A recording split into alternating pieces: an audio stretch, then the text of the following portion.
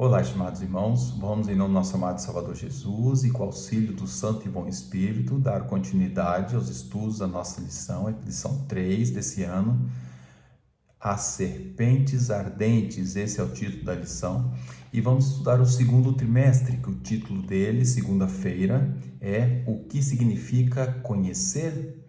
Portanto, é uma pergunta. Vamos ver a resposta? Então, dentro das perguntas, vamos estar a conhecer a resposta dessa questão. Pergunta A. Que pergunta importantíssima Pilatos fez na sala de julgamento? Registrado em João, o capítulo 18, versículo 38, apenas a primeira parte. Pilatos disse: que é a verdade? Essa foi a questão que Pilatos colocou diante de Cristo ali naquele julgamento, um julgamento que o universo inteiro estava acompanhando.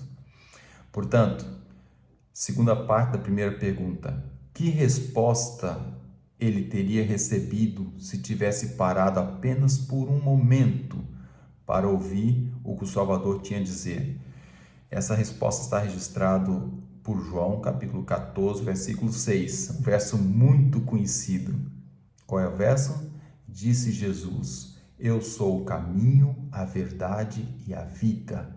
Ninguém vai ao Pai senão por mim. Mas infelizmente nós conhecemos a história que Pilatos fez essa pergunta, continuou no seu discurso e não teve a capacidade de ouvir. E eu chamo a atenção aqui para mim e para você. Será que você está tendo tempo para ouvir as respostas que Deus tem para você? É uma questão para você analisar, é uma questão para mim analisar. Eu estou pedindo constantemente a Deus, é natural do ser humano fazer pedidos, é natural ser grato e elevar os pedidos.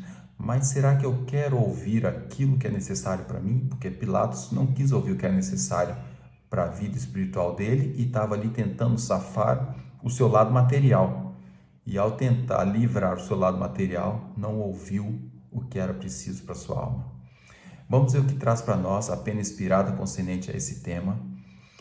O Desejar de Todas Nação, página 727. Diz assim esse pequeno trecho: Pilatos queria conhecer a verdade. Sua mente estava confusa. Agarrou-se com ansiedade às palavras do Salvador e o coração se agitou, desejoso de saber o que realmente a verdade era e como poderia obtê-la. Perguntou ele: o que é verdade? Foi sua indagação. Mas não esperou a resposta. O tumulto lá fora o lembrou dos interesses momentâneos, pois os sacerdotes exigiam uma atitude imediata. Dirigindo-se aos judeus, declarou enfaticamente: não vejo nele crime algum. Infelizmente, mesmo Pilatos inocentando em sua mente Jesus, ele não ouviu o que seu coração precisava. Ele não teve aquele tato, aquela humildade de esquecer lá fora o que estava acontecendo e aproveitar aquele momento tão precioso, um momento de vida ou morte para ele, e vida ou morte eterna. E infelizmente ele deixou passar aquilo. E para todos nós temos esses momentos. Também aparece para nós, onde nós tínhamos que parar um pouquinho, esquecer lá fora e olhar para o nosso interior, olhar para Jesus e pensar: Senhor, diga para mim o que eu preciso saber, diga-me a verdade. Isso é importante para nós. Então, fique para nós, então, nessa pergunta, né? Essa pergunta tão importante que Pilatos fez, também para nós fica aqui um exemplo de qual é a pergunta que eu preciso fazer e qual é a resposta, se eu estou disposto a ouvir a resposta e colocar na prática. Pergunta B. Explique o que pode acontecer quando alguém estuda a palavra, mas não conhece Deus. Olha, veja que interessante. Estudante das coisas sagradas, estudantes daquilo que é preciso, mesmo na Escritura Sagrada, mas não sabe quem é Deus, não conhece Ele. Então, palavras do próprio Jesus registrada por Marcos, no capítulo 12, versículo 24, diz assim: e Jesus respondendo disse-lhes: porventura não errais vós em razão de não saberdes as Escrituras nem o poder de Deus? Jesus então questionou aqueles homens porque apesar de eles se acharem eruditos, pessoas conhecedoras, mas bem no fim faltava o quê? Não conhece o poder de Deus, e nem a própria Escritura chegou a encontrar mesmo um coração fértil. Ainda o apóstolo Paulo, escrevendo a sua segunda carta aos Timóteos, capítulo 3, versículo 7, diz: que aprendem sempre e nunca podem chegar ao conhecimento da verdade.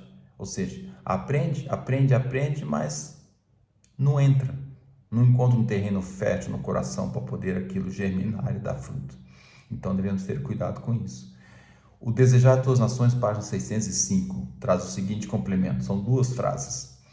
Os saduceus gloriavam de que eles, entre todos os homens, se apegavam mais rigorosamente às Escrituras, mas Jesus mostrou que não conheciam o verdadeiro significado dela. Então, o que adiantava aqueles homens ter tão pleno conhecimento da letra e não conseguir entender o que era aquilo com o coração, ou até mesmo na prática? Lógico, se o coração não entender, na prática vai ser impossível. Então, realmente aqui traz para nós, quando estudamos, mas não conhecemos Deus, de nada adianta. Pergunta C. Como alguém a quem nossa natureza decaída não aprecia, consegue nos atrair? O alguém está com a letra maiúscula. Então, vamos dizer, como alguém, ou seja, como Deus ou Jesus, a quem nossa natureza decaída não aprecia, consegue nos atrair. A natureza normal não quer a santidade, não quer algo santo. Então, vamos ver aqui como é possível isso acontecer. João capítulo 12, o versículo 32 diz: e eu, quando for levantado da terra, todos atrairei a mim. Palavras de Jesus, ele disse que ia ser atraído a ele através do seu sacrifício, através do seu amor, através da graça. E realmente é algo que nós hoje temos, né? Com abundância.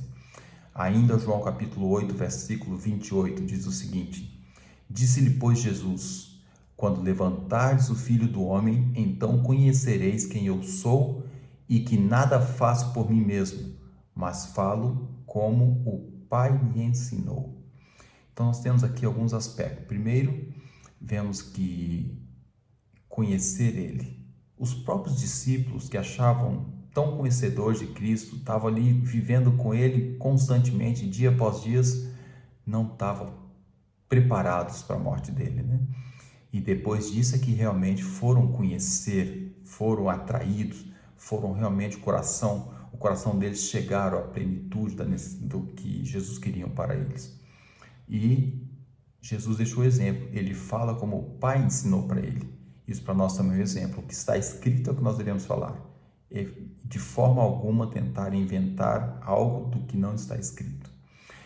Ainda registrado em Mateus 11, versículo 28 a 30, diz: vinde a mim, todos que estáis cansados e oprimidos, e eu vos aliviarei. Tomai sobre vós o meu jugo e aprendei de mim, que sou manso e humilde de coração, e encontrarei descanso para vossas almas. Porque o meu jugo é suave e meu fardo é leve.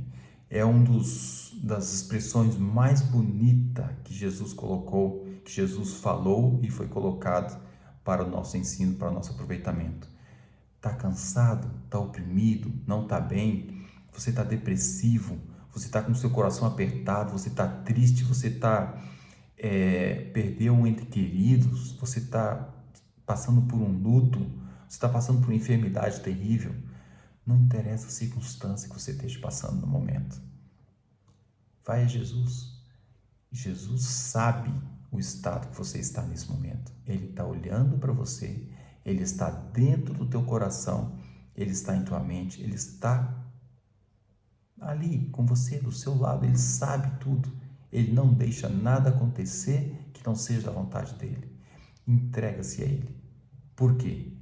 Porque a promessa dele é: eu vou te aliviar, eu vou tirar o fardo de você está carregando isso. Não se preocupe, eu o aliviarei. Toma o meu jugo, aprende de mim. Eu sou manso, eu sou humilde de coração, e se você aprender de mim e confiar em mim, eu vou trazer alívio e descanso para você. Quem tiver com dificuldade de perceber a aflição que está passando, seja ela qual for, em qual aspecto for, pega o livro de Jó e leia. Jó passou por situações abismais. Perdeu filho, perdeu casa, perdeu tudo. A única coisa que sobrou para ele foi uma esposa que ele chamou ela de louca. E, no entanto, o coração dele estava em paz.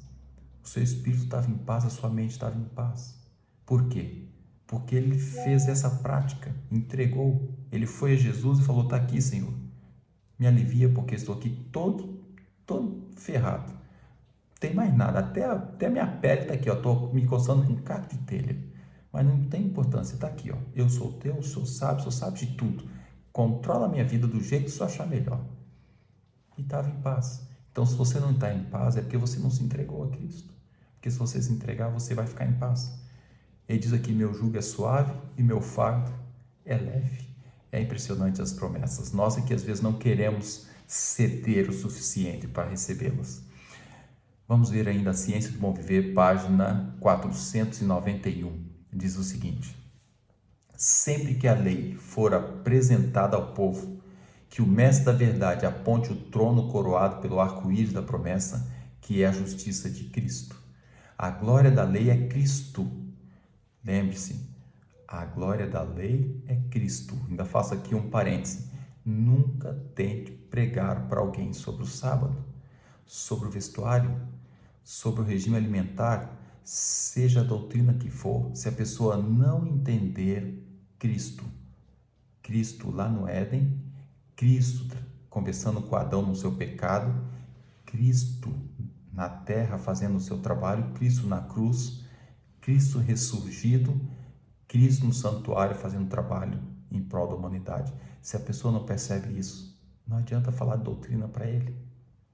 Tenha atenção a isso. Vamos continuar a leitura. A glória da lei é Cristo. Ele veio para engrandecê-la e torná-la gloriosa. Que o pregador esclareça que a misericórdia e a verdade se encontraram em Cristo e a justiça e a paz se abraçaram. É quando você contempla o trono divino, oferecendo penitência, louvor e ação de graça a Deus, que consegue aperfeiçoar o caráter cristão e representar a Cristo ao mundo. Você permanece em Cristo e Ele permanece em você. Assim, você tem aquela paz que excede todo entendimento. Precisamos meditar constantemente em Cristo e em sua beleza atrativa. Devemos dirigir a mente a Jesus, prendendo-a nele. Em toda palestra, detenham-se nos atributos divinos. Estude cuidadosamente o caráter divino humano e indague a todo momento: o que Jesus faria se estivesse em meu lugar? Então fica aqui essa pergunta. O que Jesus faria? Você está passando pelo quê? Qual tipo de vida que você está tendo? Boa, má, ruim, terrível? Mas a questão é: o que Jesus faria se estivesse passando pelo que você está passando agora, se estivesse no seu lugar? Essa é a questão que se deve colocar. A vida de Cristo nesse mundo não foi fácil. E Ele nunca fez nada em benefício próprio, sempre em benefício dos outros. Então fica aqui para nós. Vamos lembrar da necessidade que temos de ir oferecer penitência, oferecer louvor e oferecer ação de graça. E assim nós vamos conseguir aperfeiçoar o nosso caráter cristão, aperfeiçoar a nossa mente, o nosso entendimento, estar em paz com nós mesmos, em paz com o céu. Então, irmãos, que Deus nos dê sua graça, Deus nos abençoe, para que realmente possamos ver a necessidade existente do que significa conhecer. Então, conhecer Jesus é tudo na sua vida. Portanto, é necessário saber quem é Jesus, quem é Cristo, o que Ele faz, o que Ele fez, o que Ele está fazendo. E recomendo a todos que ainda não leu o Desejado de Todas as Nações. Se você está passando por aflição, leia o Desejado. Dificilmente você não vai sair da aflição e dos problemas emocionais, psicológicos que você está passando por ele. Então, que Deus nos dê sua graça, nos abençoe para confiar, entregar nossas vidas nas mãos dele e lembrar que o jugo dele é suave, o fardo dele é leve. Que possamos trocar o nosso fardo pesado pelo fardo de Cristo. É meu sincero desejo e oração para mim e todos. Amém.